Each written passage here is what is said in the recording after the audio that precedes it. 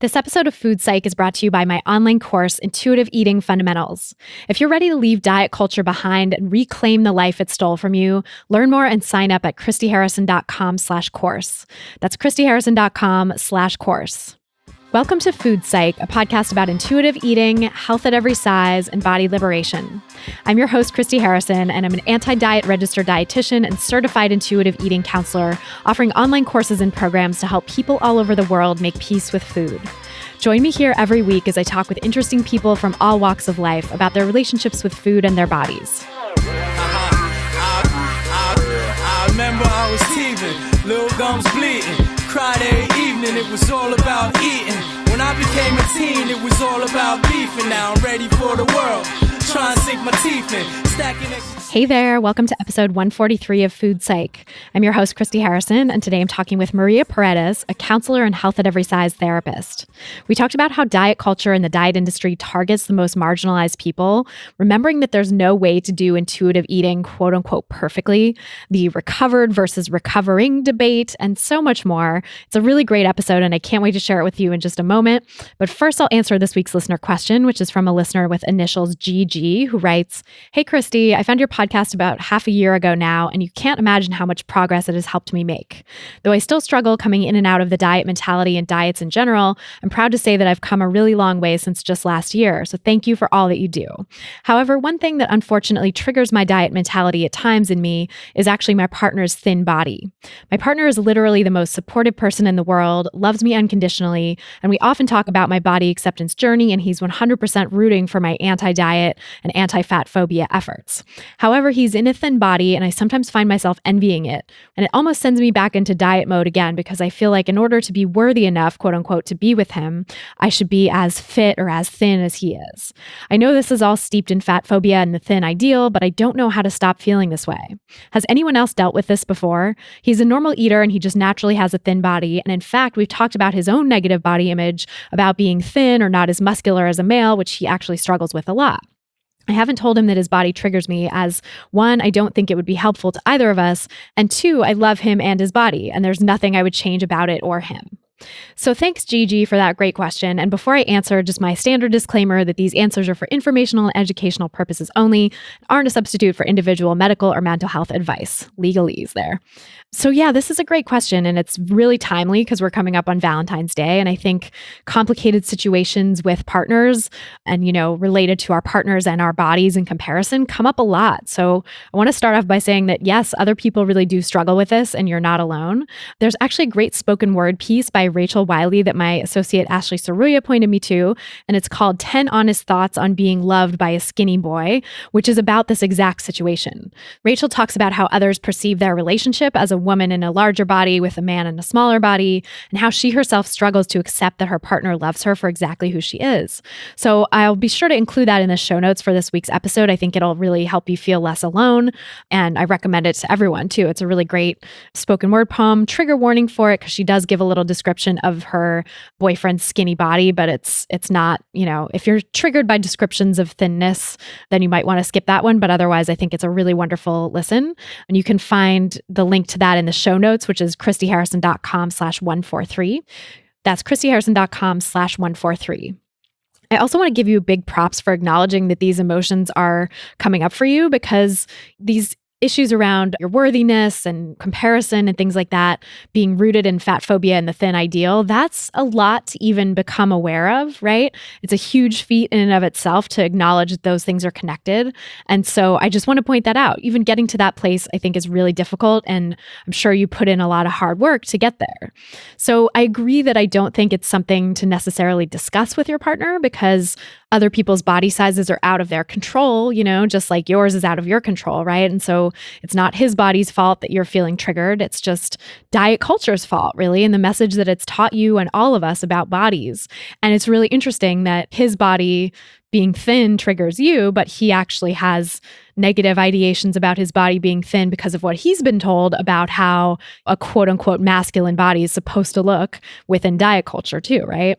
So I think all of us struggle with these kinds of things, and it's really not about putting the blame on anyone, right? It's diet culture that creates this mess in all of us. So I would keep the focus on exactly that, which you've already pointed out, that, this is really about the culture. This is not about your partner, right? It's about living in a world that reinforces this idea that couples have to quote unquote look right together, and that thin folks should only couple up with other thin folks, or fat folks should only couple up with other fat folks, right? And it's about beauty standards and fat phobia. And honestly, that is a load of bullshit. Like, there's no such thing as quote unquote looking right. It's just what we've been taught as the norm in diet culture, and we are allowed to challenge those norms. And it sounds like your partner isn't contributing to this feeling at all, that you're feeling triggered by him, right? It sounds like he's really supportive, and that's wonderful. So believe him when he tells you that he loves you. And when those doubts start creeping in, try to hear them and acknowledge them, but also remember to affirm what they really are, which is a reflection of diet culture. And it's not you. It's not anything to do with you or your relationship, right? It's an internalization of this stuff that you've inherited from diet culture. On a more concrete note for what you can do to start breaking free from being triggered like this, I really recommend doing some body image work around this, just like I often suggest that people go look at images of diverse bodies and larger bodies. It could really be helpful here for you to look at images of diverse couples. So you can find folks who don't look like that cookie cutter relationship, and make sure there's a really vast representation of different body sizes and genders and colors, like surrounding yourself with images of couples who are more diverse than the supposed picture that we get sold in diet culture. Because it's actually true that when we expose ourselves to these images repeatedly, these new images, we start to normalize them and come to accept them more. And research actually shows that we even begin to find those images that we get exposed to a lot, and the people in them, more attractive with repeated exposure over time. So I think that's a really important exercise to try with this, is just expanding your horizons, expanding your image of what a couple can look like. And I'll also link to a great article by Lindy West, who is fabulous. She was a past Food Psych guest on episode 99 and just an incredible writer and human. And I'll link to that in the show notes, because she wrote about this issue of being in a relationship with a thin guy and the assumptions that people made about them, even after they got engaged, and they're now married, by the way. So this has been going on for a long time. And it's a really great piece because she reflects on what's coming up for her when she experiences this. And I think it's another way to sort of feel less alone and more seen and more understood, that other people out there are going through this. And it also, I think, will have you pumping your fist in the air, because she's such a great revolutionary writer, and really there's a lot of hell yes in that piece. And it also is very moving and might have you tearing up as well. So I think it's a really wonderful read. So I'll include that in the show notes for this episode as well, which is, again, christyharrison.com/143. And I would say, finding examples of people in mixed size relationships is really important, because it helps with unlearning the narratives we've been told about certain bodies in diet culture.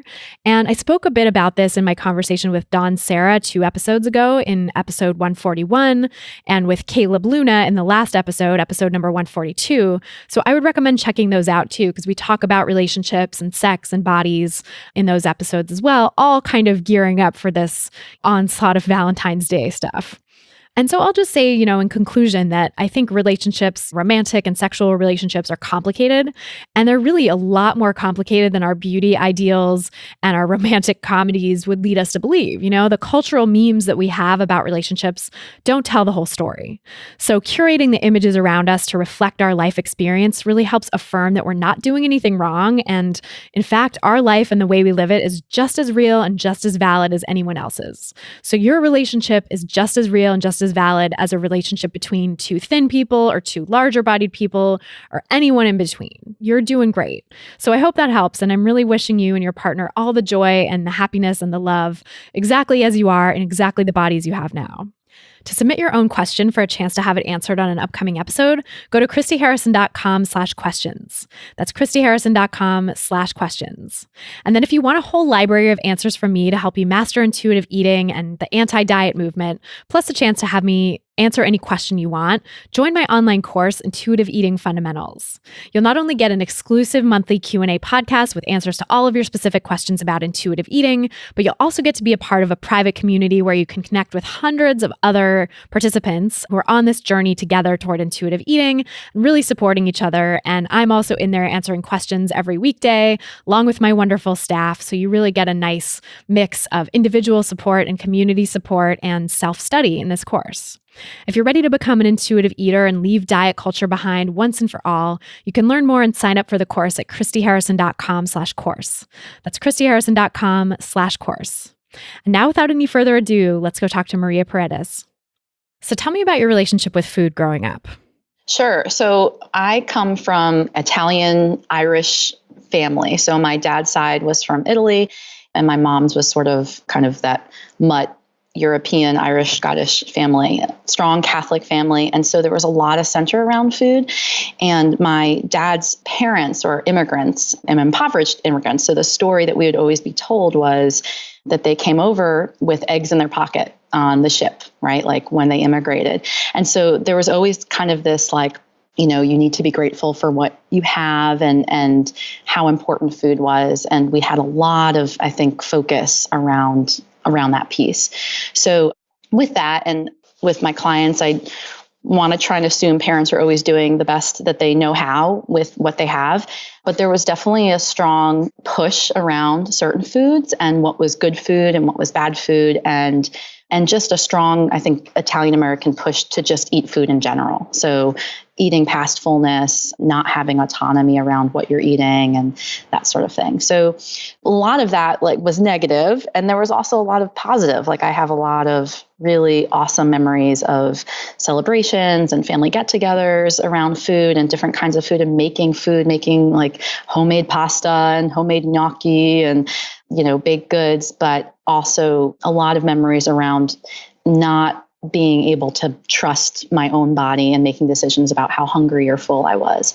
So there was a push to keep eating and have more. Was it almost a sign of appreciation for the food? Absolutely. Absolutely. And I always find myself when I'm sharing some of these things on these public forums, trying to be careful because I really love and appreciate the family members and appreciate that they were doing the best that they knew how, and also think that there was definitely some disorder around it. So there was definitely a lot of push for eating past fullness.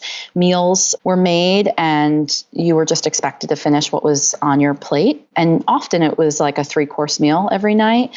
And there wasn't really usually a distinction between the amount of it from what age I was compared to my siblings or parents. And I was the good one because I finished everything. But what I was then doing was often going and purging. And so there was I can look back and see that there was a lot of messaging I took in about being the good one because I was eating and sort of ignoring what I was hungry for. Wow. Yeah. And how did the purging come about? Was that you just thought that was a way to relieve things, or was it a disordered behavior that you learned from somewhere?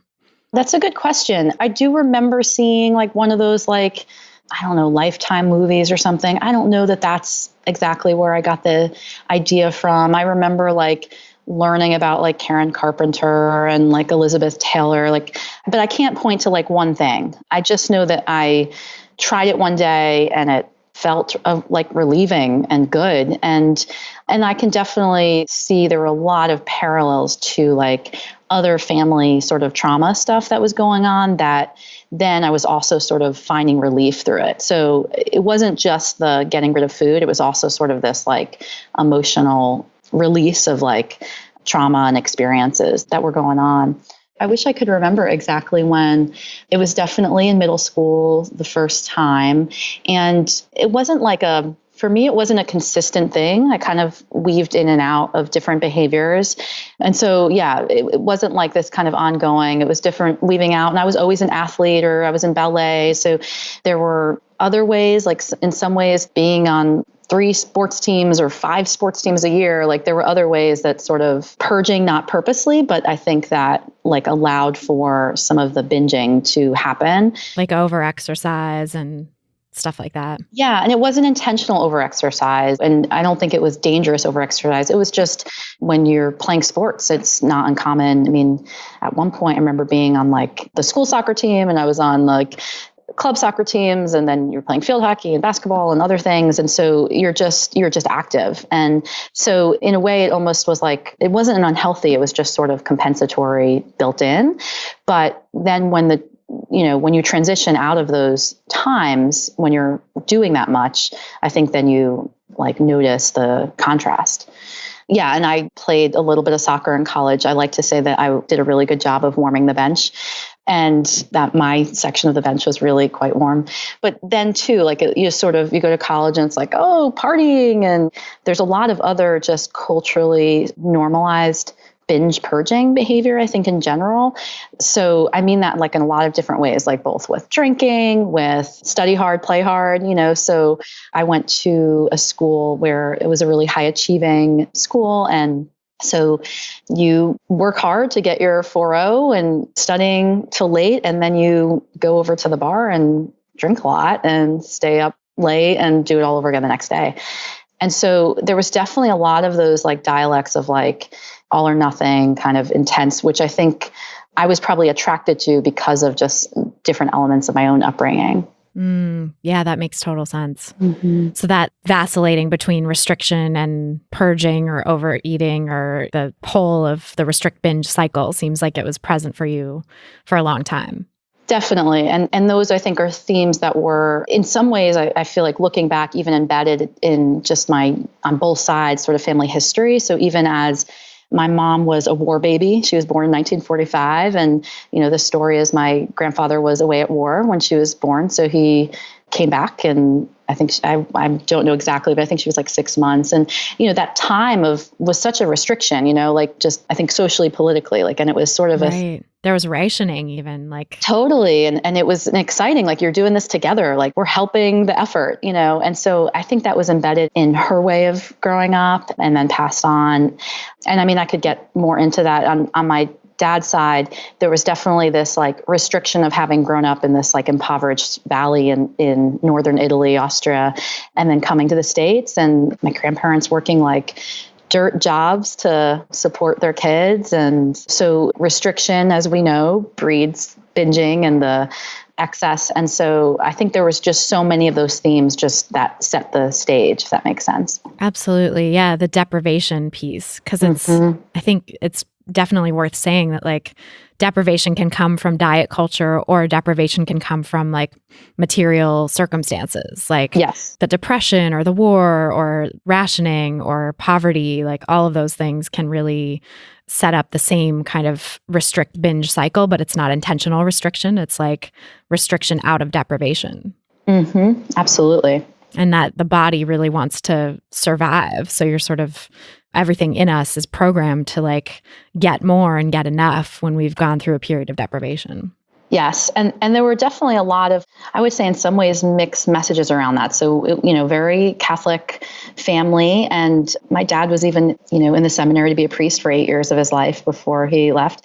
But very Catholic, but very liberal Jesuit Catholic. So there were these kind of in some ways opposing messages of restriction that I think are inherent in a lot of organized religion, but then also these messages of inclusivity and non-judgment, which I really appreciate that they gave us that. But in some ways it was confusing, so are we following this kind of restrictive sort of line of thinking, or this more open-minded, inclusive line of thinking? And I think my parents struggled with that as well. I think that's inherent for a lot of folks who are trying to figure that out.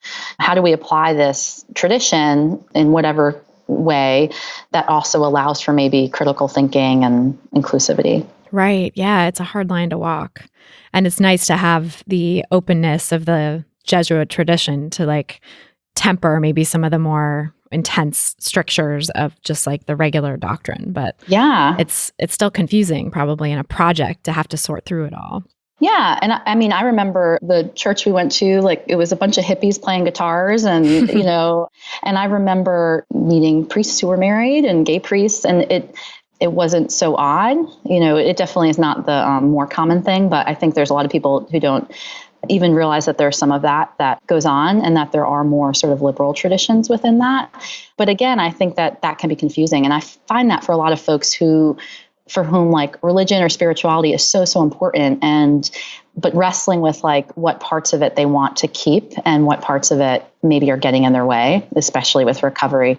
Absolutely. Because there is that sort of piece of a lot of organized religions around things that you're supposed to do with food or restrictions on food at particular times of year or in particular ways all year long. Yep. And yeah, that's a really tough thing to navigate when you're trying to open up to all foods. And really the idea that there are no good and bad foods is central to recovery. Yeah. How do you square that with this idea that religion gives and passes down, that like there are certain unclean foods or foods you should avoid on certain days or whatever it is? Yeah. Yeah. Well, and I find for folks too, like, because I would say, even with all those different messages, I would still say I grew up with a more non-judgmental, inclusive sort of thinking. And I find for some folks who's maybe particularly like with religion, where it is more restrictive, that even if they sort of start to come out of more restrictive thinking, they're still applying things restrictively. And so they may move from like one restrictive framework to another. There was a great article some months ago called The Church of Social Justice. And the idea was just people even applying sort of social justice inclusivity frameworks in rigid ways and in ways that then X out or keep out other people from maybe being able to learn about different things. And it makes me think of how I know a lot of us talk about, like, we don't want to apply intuitive eating rigidly, then it becomes sort of another diet. Right. Yeah. And diet culture fits so easily into that religious, spiritual void that I think a lot of people experience or want to have, and the rigid way of thinking about food within diet culture really lends itself to that kind of black and white approach. And yeah, intuitive eating, I think when people haven't done a lot of work to get more comfortable with the gray, can just become another diet, like the hunger and fullness diet, like Isabel Fox and Duke calls it, or the don't eat emotionally diet, right. or the, having to do intuitive eating perfectly. Right. And that's not really intuitive. That's not really life. Right. Right. Well, and I think even applying that to then around like what's a good, in quotes, feminist, or what's a good social justice advocate. So last night was the Golden Globes and Oprah did a really amazing speech. And I thought it was really moving and highlighted like other Black women who have been just amazing activists. And, I saw in some of the HACE circles, the Health at Every Size circles that I'm in, people ragging on her and railing against her because of her association with Weight Watchers, which I agree. I am upset, disappointed, hate that she's associated with that. I also think, oh my gosh, we have so few Black voices out there talking about this stuff and talking about their experiences that I don't want to hold them up to these rigid expectations either, if that makes sense. So similar to the Roxanne Gays and just other folks of like, we need to listen more and find more ways of like bringing in other folks so that it's not just a rigid, message that we're sending out to the world. Right. And like the fact that she has Oprah has such a huge platform, and Roxanne Gay too, to some extent has a huge platform, right, to be speaking about these issues and bringing them to mainstream culture in a way that a lot of people aren't actually talking about. Or, in the case of Me Too and feminism, it's like starting to be in the conversation more, but the more prominent voices that speak out about it, the more important and more steam the movement gathers, right? So it is important for, it's great that she spoke out about that. It's great that she's making that a cause that's central to her and that's important to her. But also, I think the fact that she's associated with Weight Watchers really speaks to how insidious diet culture is. Oh, yeah. Right? And how someone with like so much success, so much power, so much great stuff that she's accomplished in her life is still falling prey to diet culture, that it can still steal her life like that. It's just totally a testament to how insidious it is, I think. Totally. Well, and I think of, here we have a Black woman who's faced body oppression in so many different ways. So she had childhood sexual abuse. She was raped. She's certainly faced racism and sexism and I'm sure other isms. And how do we sort of look at all that together and not expect that somehow she's not going to be impacted? I remember when I was like New Year's Eve it was like the first year that she was doing Weight Watchers. And I think I was sick. I think my husband was on call. He's a counselor as well. My kids were asleep. And so I'm just kind of sick, feeling sorry for myself, watching TV, leading up to the ball drop. And then the commercial comes on, and it was like a commercial with this Latino woman who's dancing, and she's having a party in her apartment. And most of the people in the commercial were, of color. And somehow I think it like linked to Oprah, that she was part of it. And I remember thinking, like, the people who are going to be home watching this right now are not the folks who are out at a party, right? Like, they're folks who are like me, sitting here feeling kind of sorry for myself and watching this. And two, like, they're very purposely targeting brown people and Black people, like by who they were even choosing. So it felt like, to me, it was like another form of oppressing folks. And, from a business perspective, very smartly looking at who are we missing? Like, who's like a good target audience? Oh, we've got all these people of color who maybe haven't been as linked into Weight Watchers. Let's target them. Let's get the most famous Black person on the planet to be the spokesperson. And now I just heard, is it DJ Khalid? I don't know that I'm pronouncing his name right, but it's very intentional on their part, what they're doing, like who they're targeting. And it makes me kind of angry, honestly, like less at Oprah as much as like at the industry for taking advantage of people who are already oppressed. Absolutely. Same here. I mean, seeing them as an untapped market, right? And seeing like a way to use inclusiveness as a wedge to bring in, as leverage to bring in new people to their business. It's like, it's really insidious. And even just the timing of that too, like putting it on before the ball drops on New Year's Eve and showing like, oh, look at these happy people having a party. Like, don't you wish you were doing that? Like, you can, And it's during the time where everyone's they've just had the holidays. Often they might have had like a, toxic family holiday, and maybe there was whatever messages around food. So they're in this super vulnerable state. And then let's show them, like, if you buy this, you could be happy too. And then having fun at this party and dancing salsa, Right. It's very, in quotes, smart of them in that way, but ethically, integrity wise, I think it's pretty shitty. Totally. And I think it's important to talk about this stuff and call out that marketing strategy when we see it. So we can say like, hey, just be aware that this is what's being used to sell you on these diet products, and you have an option. You can decide to notice that and see that for what it is and say no. And I think that's a helpful way to like help people navigate it. That said, I mean, it's incredibly difficult because there's an onslaught of that kind of media at this time of year and all year round, really, but especially around the new year.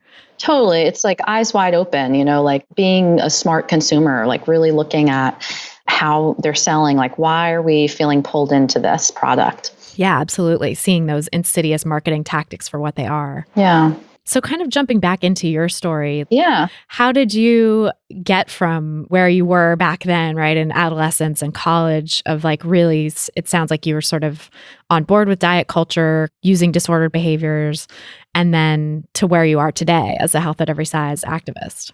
Yeah, I don't know that anyone's story is linear, but yeah, I certainly look at mine. I'm like, I don't know that it was linear. Like, I think I was teetering back and forth in a lot of ways throughout my life. Like, I was like bought in, and then I was like, fuck that. And then I was like, okay, no, this is how you're supposed to be. I always felt kind of weird or like an outsider in different ways. And there's some ways in which I think my family felt that, some ways just as like, just my own personality and way of being. And so I think there was sort of this like, I love being unique and I'm not going to do what everyone else is doing. And then this like, man, I want to belong and I want to be part of this. And so I think I kind of wove in and out at different points. And some of that like dovetailed just against just some of what was going on in my own family around family dynamics and trauma and whatnot. So I think I was really starting to kind of come out from it, I think in college, just starting to see that there were other ways of thinking.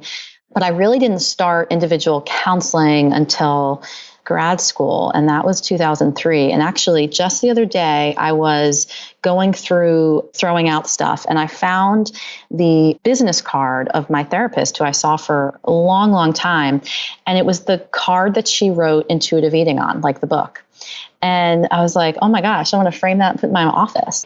And when I had gotten to her, I really was already coming out of a lot of stuff, but with her was doing that deep work of like healing and reintegrating and all that. So, but seeing that card the other day, I was like, oh my goodness, like that's just crazy. I'm so grateful for that. So in some ways for me, it was getting away from different family cultures and I think the culture of the place I grew up in. I know you're in Brooklyn. I grew up in northern Westchester County, and there were definitely different pressures around appearance. And I feel that when I go back, just an intensity around like just appearance and around what people have or don't have. And I think you find that anywhere. And I think I felt it more intensely up there. I feel it more intensely up there.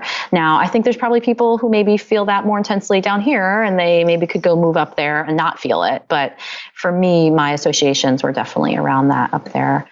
So getting away, like going away to college 5 hours away, and then going away to grad school, like states and states away, really just exposed me to different things and to see that like, oh, there's just other things out there and other ways of being. And I can sort of embrace my own weird, complicated self and figure this out. So the competition based on appearance and feeling like you had to sort of keep up with the Joneses was less when you went away, it sounds like. I think so. And I don't think I ever did keep up, like, I think that was part of it. I think I don't think it's easy for any woman, but yeah, I felt that like I need to keep up, but I'm not, I'm falling short. And so I think it was like relieving to kind of go elsewhere and just reconnect with myself of like, I can just be myself and I don't need to keep up with anyone else. I can just sort of figure out who I want to be. So yeah, that was a really, I think, healing thing for me. And, working with a therapist and weekly therapy, going to school to become a therapist. I mean, you go through a lot of just, apart from your own therapy, you go through so much clinical supervision and you get so much just work around self-awareness that all of that was just super healing. Totally. Yeah.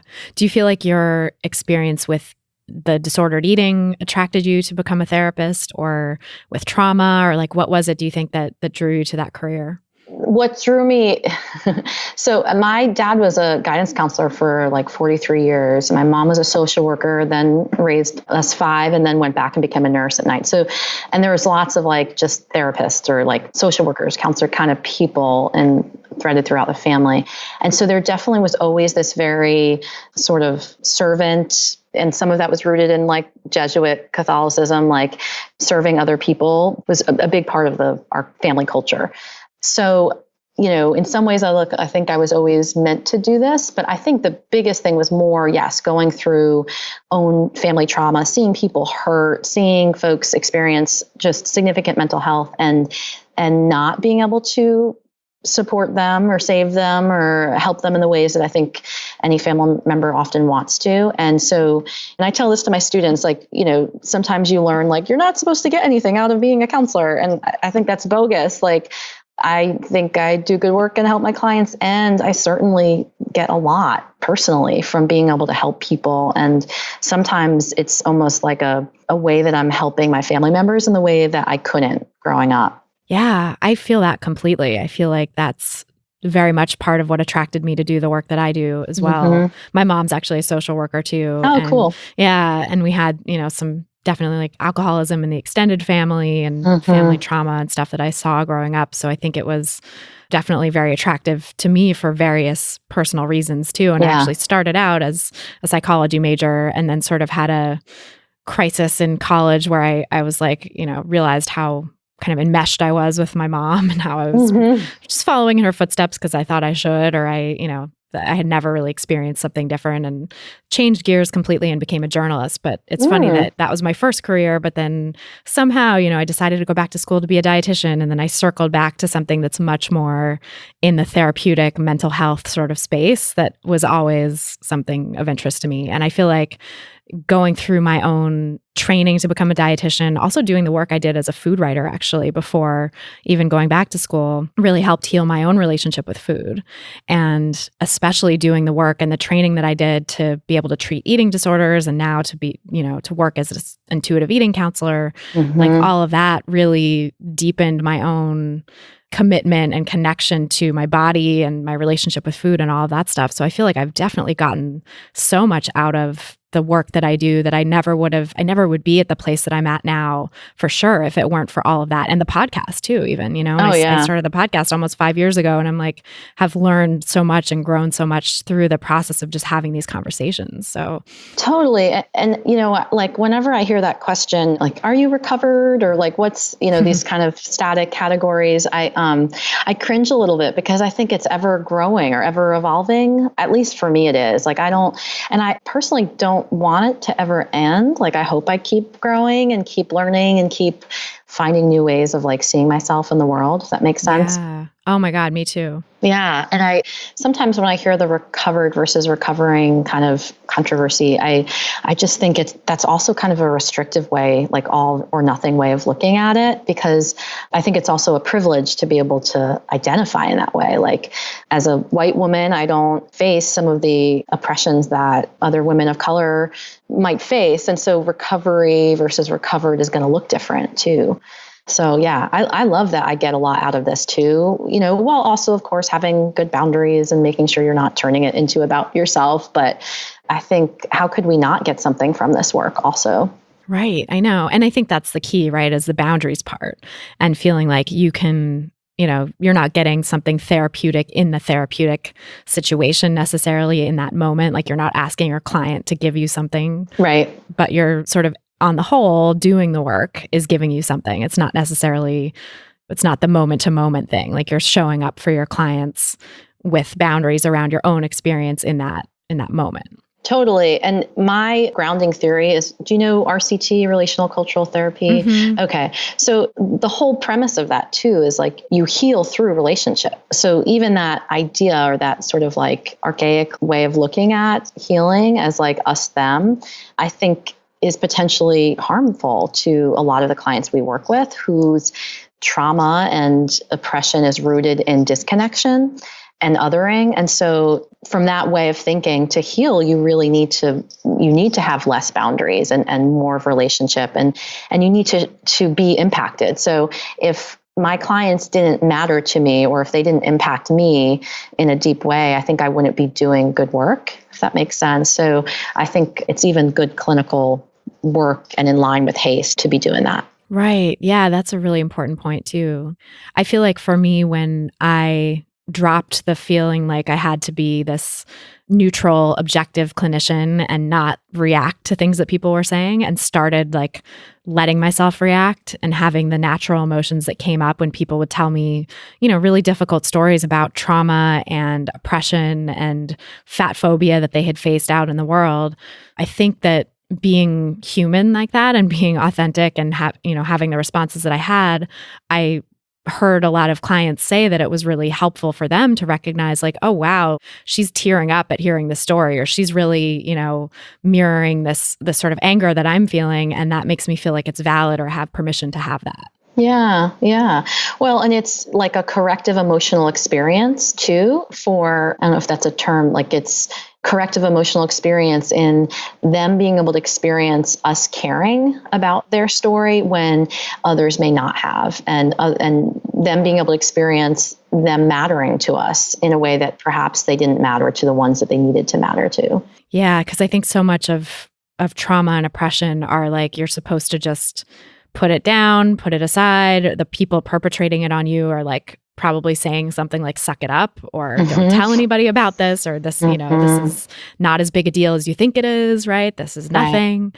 So yeah, giving people the sense that like, no, it is okay to feel something about this, and it actually is significant is really important. Totally. Yeah. So what was that like for you, training to become a therapist? And when you got that recommendation for intuitive eating too, how did that change your relationship with food? Oh my gosh. I'm such a nerd, and I loved going to school. I loved learning more and more about people. And a lot of it was like validating, like, oh, so this makes sense about my family or my upbringing or myself, or I still like, I have a problem with wanting to read too much sometimes and like read more and more theories. But so it was just so validating. And I think in some ways we all have our own theory, before we learn theories. And so it was almost like a validation of some things that maybe I already intuitively knew, like this doesn't make sense. Like my body doesn't want to be doing this. And I also have polycystic ovarian syndrome. So that was like another factor in there around, just body stuff. And so when were you diagnosed with that? The first time I was 16, but that's like 20 years ago, and they didn't know as much about the Angela Grassis and Julie Dillons and Sasha Oteys were not there at that time. So it was more just like okay, you have to go on birth control. There wasn't really any sort of education or information around what it meant and what it didn't mean. And so at some point I was prescribed spironolactone to get rid of facial hair. At some point this was recommended or that was recommended, but it really wasn't very evidence-based or I think individualized. And I would say my biggest frustration as someone who ended up having 2 miscarriages was the lack of information around just what impacts PCOS can have on a woman's body. And, I wish I had known more and that I wish too that folks had listened more, like doctors, because I think well-meaning doctors just not really understanding what it was at different points or recommending weight loss or dieting in different ways, even knowing that I had a history of an eating disorder. So yeah, I think there's more information now, but there definitely wasn't as much back then. So 16. And then I think when I was 20 something, I got diagnosed again because it was really not organized. It still really isn't for a lot of folks. I know a lot of clients and a lot of just friends who the diagnosis is given in a very sort of lackadaisical way and without a lot of good information. And again, some of that's changing, but I think there's still not enough education out there about it. Yeah, I agree. I think it also is that sort of haphazard, recommending of diets and weight loss seems to be common and maybe increasing with PCOS. I mean, I don't really know the trends, but I just have heard so many stories of people getting recommended to avoid this whole food group or whatever. And without, I think a lot of doctors and people in general don't necessarily connect a history of an eating disorder to, okay, we should not tell this person to lose weight. I mean, separate from that, we shouldn't be telling anyone to lose weight ever. And it's not evidence-based medicine either. But I think especially when it's someone who's had a history of an eating disorder and it's this could actually trigger someone to go back to very dangerous behaviors, we need to not let that happen. And yet medicine doesn't even have that sort of down. Yeah. It's a messed up system. Totally. And, I'm going to be a little vague because I don't want to share anything that's triggering for folks listening, but I'm a runner. And at one point I was training for this, it's called the Goofy Challenge in Disney. And it's a half marathon on Saturday and a full on Sunday. And I was doing it in a very healthy, recovered way with support and, all that. But I was running a ton for as part of the training, and rapidly gaining weight. And I think I was off, trying to remember all the details. I think we had gone off maybe birth control. I don't remember what it was. The point I want to get to is my doctor said to me, here I am doing some pretty intense training. And she's like, well, it doesn't matter what you're doing exercise wise. You just need to eat less. And it was just so crazy. And, when I knew enough and I was an eating disorder therapist already at that time, working with folks. And I remember looking at her are you kidding? That's not what I need right now. That's not what's going on. And again, I was doing a really good job of intuitive eating and nourishing my body. And I was not restricting in any kind of way. But this idea that she was telling me that my body was sort of all out of sorts. And instead of joining me as a partner in treatment to go, okay, what's going on with your body right now? Let's look at what the factors are, that her sole response is you just need to eat less. It's that. I don't think that's the answer. Right. And that that shrinking your body is the ultimate goal, that it's not about, because rapid weight gain can be a symptom of underlying conditions. It's not to say the weight gain is bad or anything like that. You can sort of be neutral about it and say like, okay, but you have gained weight really rapidly, and let's test for some things that it could be causing that physiologically, just to make sure it's not something going out of whack with your body. Right. And instead it's like, nope, it's your responsibility and you need to shrink your body, and here's how to do it, which is like the advice that everybody's been given since the dawn of time in our culture. That's not effective or helpful, or obviously something that most people living in diet culture have tried. Right. Ugh, that's maddening. Yeah, totally. No, and I think of just so many client stories who are similar, and getting just that weight loss suggestion is just so common, no matter what the ailment is. Yeah. And I think it's worth noting too that most doctors aren't trained on weight science or nutrition. There's maybe a semester of training in nutrition in medical school, if that. And yet they're sort of throwing out this advice that's really just informed by diet culture. And, they're well-meaning, they're trying to do the best they can, but like everybody else, they have been steeped in this society that tells people like, here's the way to shrink your body and that's desirable. And so they're just dispensing this advice that's not evidence-based or based on anything other than usually their own prejudices or their own, I've had clients who have like doctors tell them these very specific weight loss things, quote unquote tips that it's like, okay, clearly that's just that doctor's pet thing, It's not really based on any evidence. They're not showing you any science or telling you any sort of coherent rationale for it. It's like their little trick that they think they're doing to, manage their weight or whatever. Oh, totally. Someone recently, not a client, like a friend, was telling me about someone whose chiropractor was putting them on an intermittent fasting regimen.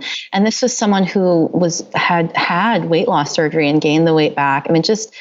There was just so much wrong to all of it. That's not what this woman needs. And you're a chiropractor. Like that's not your realm, Right. Like know your role, stay in your lane. Seriously, stay in your lane. Like these people who don't have any evidence or training around this stuff, just giving out advice.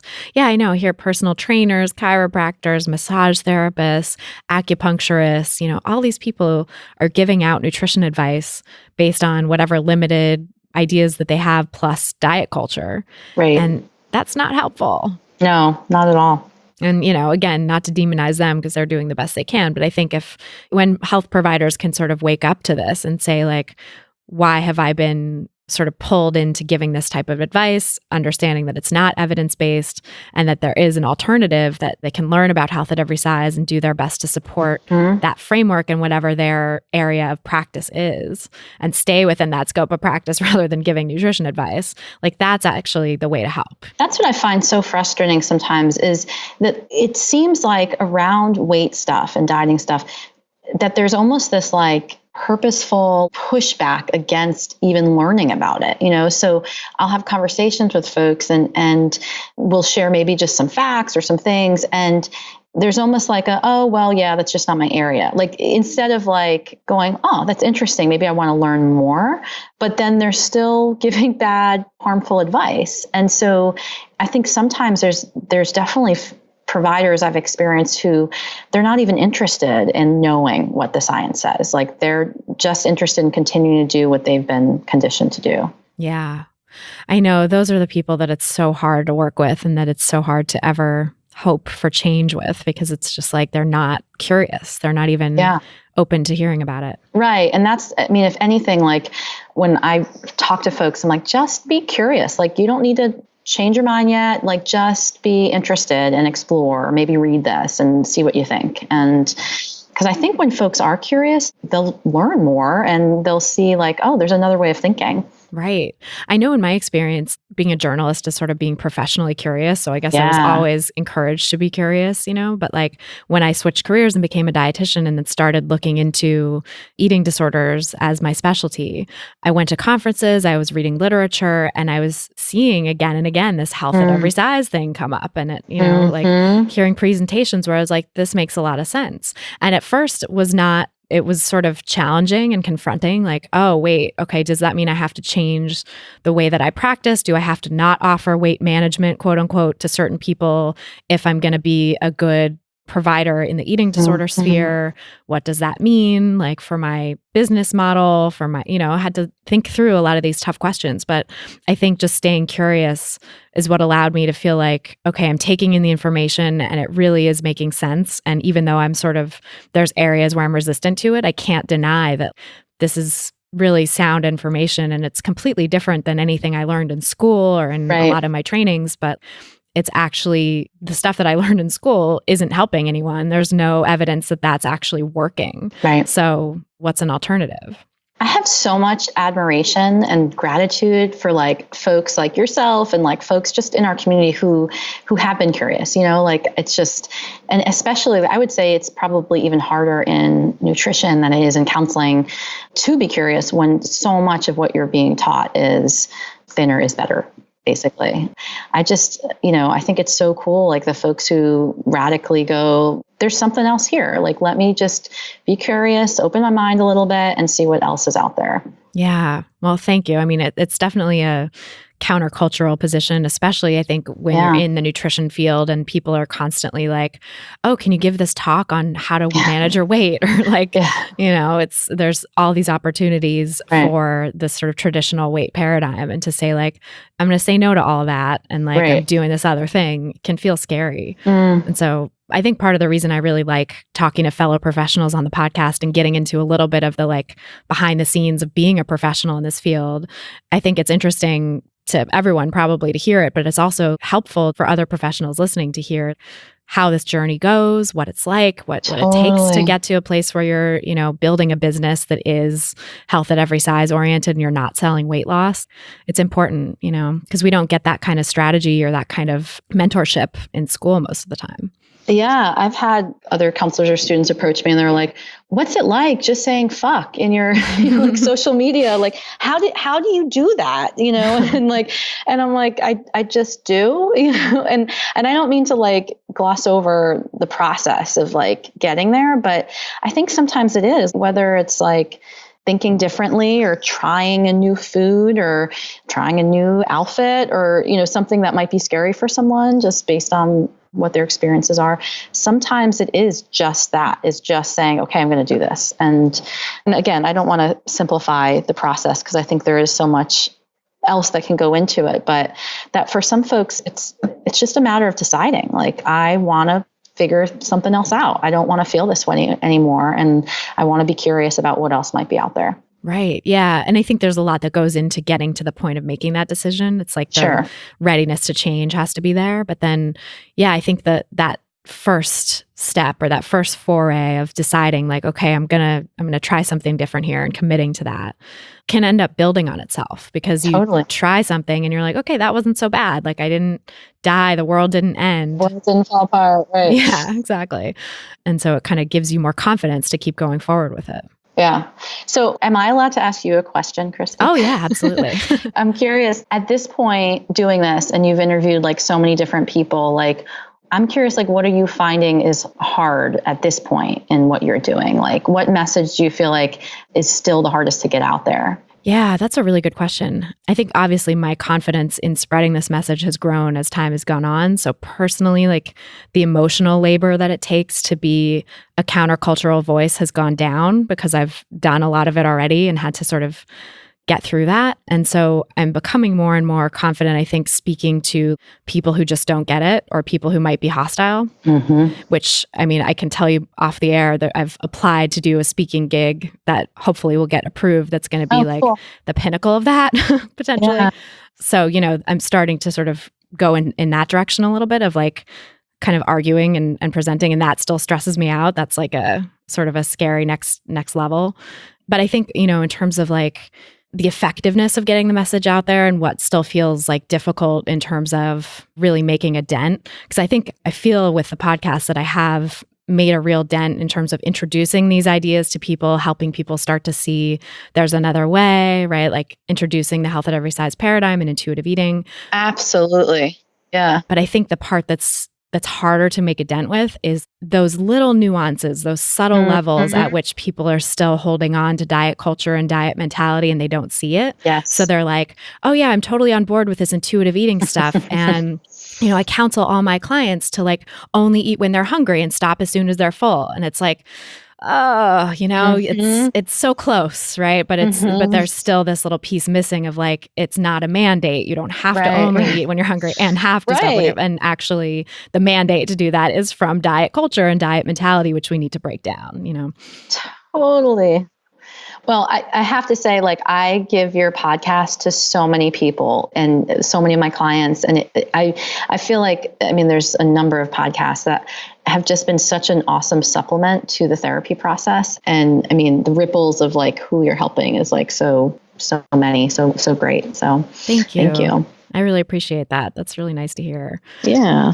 And I feel like for you too, I'm so grateful to you and therapists like you who are activist therapists, because I feel like that's such an important role in this movement and such a rare thing for anyone trained in the traditional model of psychotherapy to be that like neutral provider. And there's still so much pressure and so many people who subscribe to that and, push therapists in that direction. And I think it's a really radically different and beautiful model to see people who are owning their humanity and their role in the process and their activism, and being voices for change, because you recognize that like the social justice aspects of the fact that we live in diet culture, we live in an oppressive society, is what's contributing to people's mental health struggles. And to help rectify that, we have to change the world too. Yeah, absolutely. That's beautiful. Yeah. I feel like I wouldn't be able to do this otherwise, like another way. Like, I feel like it would feel so incongruent, because there's just so many other things that impact people. And this idea, like the problem resting in the individual, I think is so problematic, and helping people see like, you're not the problem. Your body's not the problem. Your experience isn't the problem. Like your life, like it's what has happened around you, to you, exploiting you, et cetera, et cetera. Right. That's the real problem. And I think it's, I'll occasionally get feedback from people where they're like, I feel like talking about diet culture and the systems of oppression that are acting on us is like victimizing and painting us as a victim, and we shouldn't be victimizing ourselves. Like that's the sort of occasional, other than the real trolls who just can't get it, like that's the occasional sort of like constructive feedback that I've gotten from people. And, I think it comes from people who are sort of a more conservative mindset to start with, like personal responsibility and individual liberty as core values, as opposed to collective consciousness and collective well-being and those things as more core values. So like, I think there's maybe a difference in where people are starting from when they ask that question. But, I'm curious what you would say to someone who had that response of like, isn't it victimizing to talk about these systems of oppression? Well, I would say, okay, and so what? Because I think I read something, man, if I can find it, I'll shoot it over to you. It was a woman who had experienced domestic violence, and she was basically arguing for the use of the word victim rather than survivor. Because, and I'll say, I don't get to label someone else, right? Whatever label or identity fits for them and works for them, like I support that, right? But her argument was just how forever there's kind of been this push around, we're not victims, we're survivors, and how in some ways that was almost making her feel even more harmed, because it was almost like, I'm paraphrasing what I remember from this, but like legitimizing the experience somehow. And so, she was saying, yes, I was victimized. Like I was made a victim. This happened. This was done to my body. And I was the victim of this. I have moved forward, and and she wasn't like rejecting the word survivor, but just was sort of rejecting this idea that we need to reject the word victim. That's interesting. Yeah, I thought that was really powerful, because I think there definitely has been this way that women have bonded through misery and through oppression and harm. And that's wonderful, right? Like how awesome that we can like turn to each other and support each other. But in some ways, I think some of that almost becomes kind of the identity rather than like, it shouldn't have happened to begin with, and we should be like, let's name things for what they are, like when someone's abused or raped or that is abuse, and that person is a victim of that. And this idea that no, they're not a victim is almost like taking away the fact that their power was taken away, Mm-hmm. And that something, criminal happened to them and that they were not at fault. Right. I feel like that too, because the idea of being a victim implies it's not your fault. You were just going about your business and something happened to you. And I think that's an important piece to remember for everybody, is that they didn't do anything to bring it on themselves. No. I mean, with diet culture, with abuse, with rape, with any of that stuff, any sort of oppression, it's never your fault. You were doing the best you could to go about your life in the body that you have. And we're all given these bodies at random, through the genetic lottery to move about the world in. And it's not our fault that certain social forces label certain bodies as targets. Right. And we need to change society so that that doesn't happen anymore, because nobody deserves to be a target. Right. And I would add to that, because once the oppressed becomes their own oppressor too, and this is some of that nuanced stuff you're talking about, how do we help them work through some of that, right? So sometimes, and I've had some really good conversations with a few colleagues recently about this. I've heard people who will say in our field, and I get what they're trying to say, but will say something to the effect of I'm proud that I never dieted, right? And I think that in some ways that might sound like I'm proud that I was never oppressed, or I was proud that I'm white. There's a privilege in not having become your own oppressor. Some people are more vulnerable to becoming their own oppressor. And in the work that we do, the folks who are the most vulnerable to that are people who genetically are larger sized. And so they're almost set up to become their own oppressor. If you're living in a culture that values thinness over fatness, then if you're fat, then you are going to automatically be more vulnerable to experiencing oppression, but then also taking that on and starting to oppress yourself. That's so well said. And I think sometimes we don't have empathy for that we almost miss that piece of it. And that kind of brings up the Oprahs and the Roxane Gays and all of that. It's and especially folks who have even more multiple identities of oppression that they've faced. I just want to listen, and not try to put them into my rigid box of recovery and of HACE even, Right. I want to hear their experience and listen and try to understand where it's coming from and how they became their own oppressor even. Right. Yeah. And that's a really well phrased, great to phrase it that way, because I think diet culture is putting that oppression out there, and then we internalize it or don't internalize it based on how much stigma we face and oppression we face in the world. Mm-hmm. And, some people are privileged to escape that. It's a very small percentage of the population that is free from ever having that experience, and that is real privilege. Yeah. Genetic privilege of size and having a body size that happens to fit into the cultural ideal at this moment, which P.S. was not the cultural ideal more than 150 years ago. It was completely the opposite. Right. Well, and the privilege perhaps of maybe not having someone in your family who was pushing diet culture too.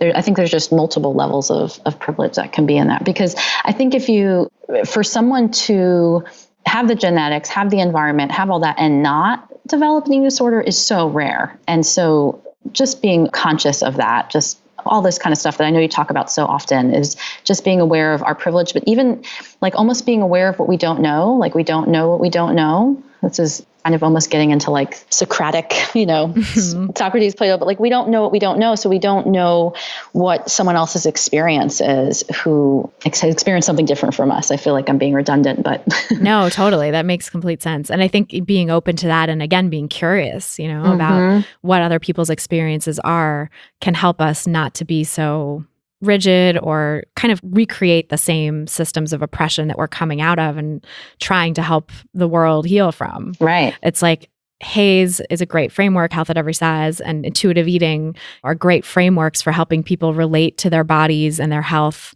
and food in ways that are not constructed by diet culture. Right. But also if we're coming out of this black and white way of thinking, this rigid way of thinking, and trying to take those tools and apply them across the board to everyone, we're going to miss some nuances and experiences that people have that don't fit within those frameworks, or that it's like those frameworks can be helpful. They're helpful tools, right? But we don't want to use them as further structures of oppression to say like, well, you don't get this intuitive eating thing, or you're not doing health at every size, so you're wrong, you know? Right. I love Nalgona Positivity Pride and what they put out there. And they had one recently, a meme that said something along the lines of like, we shame the same unhealthy foods that kept our ancestors or our grandparents alive during colonialism and slavery, these same foods that demonstrated our resilience. And are now deemed unhealthy. Totally, right. And I think for some populations, intuitive eating isn't accessible, you know, and there's so much other social justice work that we have to do first to even be able to allow, I think, some groups to be able to embody that for some folks, because of the other oppression that they're facing, an intuitive eating model may almost be oppressive because they don't have the structures of support in place to support that work. Right. That makes total sense. And it reminds me, I don't know if this is outdated or not, but like Maslow's hierarchy of needs, where it's like, you need to have the basics covered first. You need to have your safety, your security, your, you know, having enough food consistently and not having material deprivation, not having, you know, these systems of oppression kind of wearing you down every day. That has to be in place before you can get to the sort of levels of self-actualization that might be including intuitive eating in your relationship with food in your body. Absolutely. I love that. Yeah. I mean, totally. It's like, is it oppressive for us then to almost even expect that people, I mean, you probably hear a lot, like there's a lot of folks like, I believe in full recovery, you know, like, yes, you can be. And whenever I hear that, it's usually white women who are saying that. And I think it's kind of restrictive toward a lot of people of color, because I don't think it's as accessible. And I think it's a privilege to even entertain the idea of full recovery, because we're not living in the same kind of oppressive, dangerous world that women of color are living in. Yeah. That's a really important point. I've even said that too myself in previous years and stuff, that I'm fully recovered and I believe in full recovery. And while I feel it's tricky, because I feel like I don't use eating disorder behaviors anymore. And I feel like that is something to be grateful for and happy about, you know, that like I have been able to get to the place that that's possible. And that is possible for human beings in general, but also I'm a very privileged human being. And the fact that I was able to get to this place where I don't need to use eating disorder behaviors because I have other coping mechanisms, because I have my basic needs being taken care of, because all of these things that are in place, right? Because you're not afraid that your sons are going to be shot at the playground, right? Like, I mean, like, to be really blunt, right? Like when I talk to friends of mine who have Black children, particularly Black sons, the fear that they have on a daily basis is so intense, and not just fear, but like it's not real. Like the harm that they experience on a daily basis is so real. Are you on like any of those Miss It or Mick It sites, like the online yard sale sites? Oh no, I haven't checked those out. Okay. So like I'm on a couple, and like, you know, a lot of them, the way they work, like you post something and you go and they'll do porch pickup, you know, like you go and the person will like leave the item like at their doorstep. They're not going to be there. And you just leave the cash like in their storm door. Right. And I do that all the time. And I don't often think twice about it. And a friend of mine, a dear friend of mine who also happens to be a counselor, she's Black. She came to my daughter's birthday party and she left behind this like camping folding chair. We had like a camping theme. And so then we were, you know, texting back and forth about when she could come pick it up. And I said, well, let me just leave it on my front porch and, you know, you can just grab it whenever it works for you. And she said, you know, Maria, I hope this is okay. I'd rather not come when you're not home. I just don't want anyone to think that I'm stealing something from your house. And it's such a privilege in my head that I'm like, I didn't even think about that, you know, what that's like that. And, you know, and in fact, I mean, there was even something somewhere locally a couple of years ago where a man was arrested and like beaten up and he was waiting outside his mom's house, but he didn't have his license or something happened. I mean, just because he was Black essentially. And so I think about that, like recovery for me as a white woman is different. My Black sisters who are facing such intense racism and violence, how can they recover in that kind of world, if that makes sense? Oh my God, completely. Yeah. And that's very well said and important to note. I think like the idea of full recovery, is kind of exclusive. Right. And not available to everybody at all times. Right. And if we're operating from this premise that our diet has the culture and that that's the bigger root than within the body, then can we even achieve full recovery until we have a culture that doesn't other individuals and that doesn't pay people less, that doesn't criminalize and jail certain people over others? Until we are able to do all that, can we really achieve full recovery for people? Right. Yeah. Oh my God. What was your experience of recovery like in diet culture? What was it like for you to try to recover into a culture that is always telling people to shrink their bodies? Yeah. I think it's ever going. There's ways in which, I think sometimes words are just words.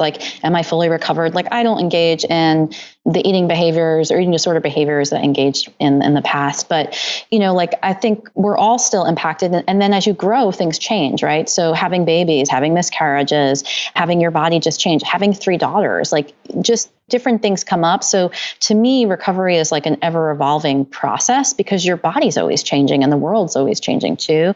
But kind of specifically with what you're saying, it's hard, even going home. And I have such an amazing family and I have folks who are pretty steeped in diet culture thinking. And so even knowing the work I do or knowing that I'm in recovery, there's still a lot of comments about my body or about if I've gained or lost and so I think it takes an ability to disconnect when you need to and reconnect when you need to, and to make decisions about, is this battle worth fighting right now? Or is it one that it's worth just not even entering into? And so I think it depends, if that makes sense. For me, there was I think the biggest thing that helped was just being curious, just going well, why do I have to shave my legs? Why do I have to do this? Why, even silly things. My husband is an immigrant from Mexico and he was an undocumented immigrant from Mexico, which he gives me permission to talk about because I think it's helpful to help people see it's not always the same static story that we hear about people. He is a counselor and does a lot of great things for our community. So anyway, the irony, what I'm leading up to is, I married this person who's Mexican through and through, and I had never eaten Mexican food before I was 21, 22. Never had a taco, a burrito, anything. I was sitting in my therapist's office and we're talking about I think was dating him and talking about Mexican food. And I'm oh, I just don't like it. I think it's, ugh. And she's what don't you like about it? I'm oh, it's just greasy. And she's well, what specifically? And I'm and she's well, what have you actually eaten? And then I was forced to kind of go through and I'm oh, I've never had Mexican food. I had never even had Taco Bell, I had nothing. And what I uncovered through all of that was it was just one of those sort of food rules and messages that I had just kind of blindly adopted and taken on. And so then it was a process of just experimenting and being curious. And I can remember having panic attacks in Mexican restaurants with my husband, future husband, just not knowing, what do I do with this menu? What do I pick? What's okay? And the biggest thing was just being curious and being patient with myself and being gentle with myself. This is hard and it's new and it's different and it's going to be okay. And I can do this. And now Mexican food is one of my favorite kinds of food. So mine too, actually. Yeah. That's awesome. I grew up in California, so I've had Mexican food since I was a baby. Yes. Yes. He mostly grew up in California too. And nice. Yeah. Mm-hmm. Oh, well, thank you for sharing that. I think that's all really, really valuable to hear. And I'm also curious to hear what it's like to be raising 3 daughters in this political and cultural climate, both with diet culture and just everything else that's going on in the world, and how you're working to teach them about their bodies and about food in a way that's more integrated than what we learned growing up. Yeah. When I'm in my worst sort of not confident, kind of fear-based place, I'm oh my God, I just want to, send them to the nunnery, they can't go to college. They, can't have social media. Right. Turn it all off. And I definitely have had times in the past where I'm they won't be allowed to have Barbies, and they won't. I don't know if you've read the book Cinderella Ate My Daughter, but it's a really Great book, Peggy Orenstein, I think is how you say it. I've read one of her earlier books and about the process of conceiving her daughter, but I'll have to check that out. Oh, okay. Oh, I'll have to check that out. Yeah. Well, it was a similar process to how she describes in there. Like, I definitely beforehand was a little bit more militant and like, they're not going to have all pink and I'm not going to let them do, and then your daughter's looking up at you and going, oh my gosh, I just love pink so much. It's my favorite color ever. Like, am I going to tell her, no, you can't have that? Like, you can't, like, you must wear black. Like, so I think it's also been a process of like getting over myself at times and trusting that it's not going to be any one thing. It's going to be sort of the overall picture. And so if you came to my house, there's a heck of a lot of pink, and there's also other colors, and there's a million dolls because that's what a lot of the two older ones like playing with.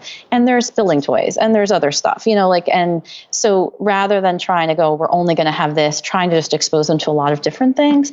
And then in terms of like body stuff, just trying to have more than anything, my biggest goal is modeling to them being okay with my body. So we are more nude in our house than like maybe some houses, and somewhat purposeful, sometimes laziness. And if something's said, like my daughter says like, Mommy, your butt's big, I'll say, okay, like just not making like a deal about it, or like, or just saying, I love my butt, like this, it helps me sit, and just trying to kind of be loose about it, if that makes sense. And like eating wise, I follow all the Ellen Satter division of responsibility and that kind of stuff, and try to expose them to different foods, to junk food, to all foods. I mean that like, I don't believe in good, bad food, like junk food, what we typically think of as junk food, that I expose them to that kind of stuff.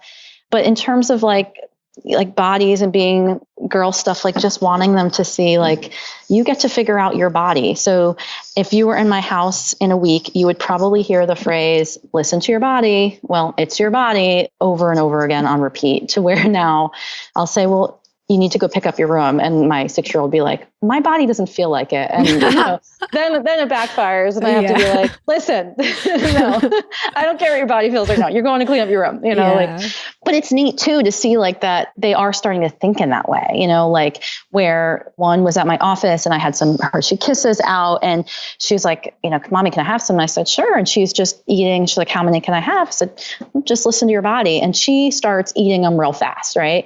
And then, we were about to leave and she's like, can I take some more? I said, yeah, just listen to your body. And she takes some. And then we get to the car and she's like, you know what, Mom, I don't think my belly wants any more. And she just gave back the one she had taken. And, some of it's that trusting that it's going to be okay, and even in sort of like a real deep cosmic, for me, somewhat spiritual sense, like trusting that it's going to be okay. Because there are times where I fear genetically, culturally, their predisposition to have an eating disorder. One of them will likely have PCOS. So it's a real fear, and I have to reel myself back in and go, and they're going to be okay. Whatever happens, even if it's not okay, it's going to be okay. Right. Yeah. That's a really important way to sort of trust and let go in those moments. Easier said than done sometimes. Yeah, I bet. I mean, I don't have kids yet, but hopefully at some point I will. And it's definitely seems like you could easily sort of worry yourself sick all the time about everything. And I know that a lot of parents are encouraged to worry themselves sick about their children's eating and body size and all of that. So I think that message that to give to them, like, just listen to your body and trust that it's going to be okay. And that, even if she ate that extra handful of Hershey Kisses, that would be okay too, and at some point, she'll figure it out. Yeah. And more than anything, like, I would say what's the biggest thing I want them to learn is that their body is their own, that they have autonomy over their body, and that they can consent to what goes in their body and happens to their body. And so to me, I'm teaching like it's rape prevention, it's building their confidence around a lot of things, so that when they're in a situation where something doesn't feel right, whether it's about food or sex or drugs, that they can maybe feel more confident in listening to, this is how my body's feeling right now. Yeah, because that's not a message a lot of kids get, like you were saying, for you growing up, it was about like, just listen to what we say about how much to put in your body. And me too, got some messages about, the Clean Plate Club or foods to avoid or stuff like that. And not learning to trust my own instincts, but kind of like going with following rules, which usually backfires. So yeah, that sounds like a really healthy way to be raising them. I mean, like with some of my counselor friends, we joke they're all going to be fucked up and they're all going to be okay. They need something. They need some material to talk about with their therapist one day. And like my husband and I joke, I mean, they are doomed with two parents who are counselors. You know, they're going to be a little weird. Yep, I'm definitely a little weird too, and I only have one. So right. Yeah, no, I forget whose poem it is. Character. Right, exactly. Yeah. So that poem that's like, they fuck you up, your mom and dad. They may not mean to, but they do. They fill you with the faults they had and throw in some new ones just for you. Oh, I love it. Like, I do. Yeah. I know. Well, and when I think about that, and some of this gets at that like millennial not learning to fail kind of culture stuff. Like when I think about it, I don't want them to have a perfect life. Like I want them to struggle in some way. I hope it's not, I think every parent doesn't want their kids to struggle in the way they did, but the struggle is also part of what I think makes you who you are. And so I just hope that they can struggle through and get through it and then find resilience through that, if that makes sense. So. Yeah, absolutely. I know. I think it's a dance between preventing some types of struggle, and we want to help heal the world from oppression, which causes a lot of struggle, but also like there's got to be something that people go through to learn resilience. And so, yeah. And that it can make you who you are too. I mean, I think I can speak for myself, and maybe you would agree with this, that like, I wouldn't be doing the work that I'm doing today and be as fulfilled in it if I hadn't gone through my own struggles with food in my body. Absolutely. I mean, I talk about this even in my web copy. Like I have done a lot of freaking education and don't minimize or dismiss it, but 100% learned more about being a healer and a therapist by being a client, by sitting in the client chair and being in that vulnerable spot. I feel like that's where I learned the most about helping other people. Yeah, I know. That vulnerability is so important. Mm-hmm. Well, that's a really great note to end on. I mean, I feel like I could talk to you forever about all this stuff, and this is such a great conversation. But thank you so much for being here and sharing everything you did. And tell us where people can find you and learn more about your work. Yeah, the website is 3 Birds Counseling, and you can write 3 out, or you can just put the number 3 and it'll show up, 3 Birds Counseling.